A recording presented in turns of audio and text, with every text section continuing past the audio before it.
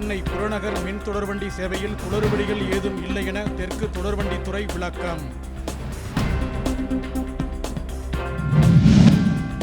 5 ஆண்டுகளில் 5 லட்சம் கோடி ரூபாய் கடன் வாங்கியும் திமுக அரசு எந்த நலத்திட்டங்களையும் செய்யவில்லை என சௌமியா அன்புமணி குற்றச்சாட்டு.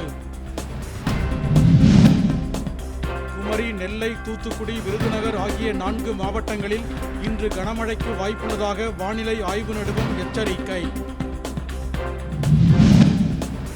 டெல்லி செயற்கை நுண்ணறிவு மாநாட்டில் காங்கிரஸ் நிர்வாகிகள் நடத்திய போராட்டம் அநாகரிகமானது என அன்புமணி ராமதாஸ் கண்டனம்.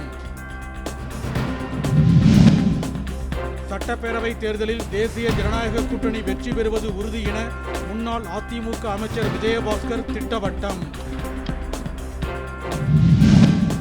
விருதுநகர் மாவட்டம் பத்திராயிருப்பு பகுதியில் குழாய் உடைந்து குடிநீர் சாலையில் பாய்ந்தோடும் அவலம்.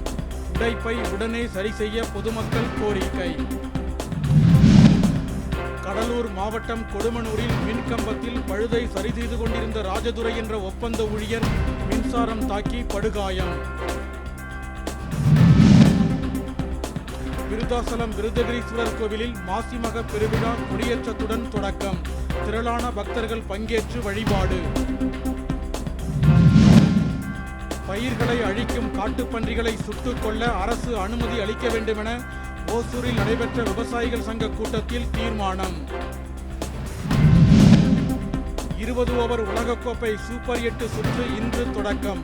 கொழும்புவில் நடைபெறும் முதல் போட்டியில் நியூசிலாந்து பாகிஸ்தான் பலப்பரீட்சை.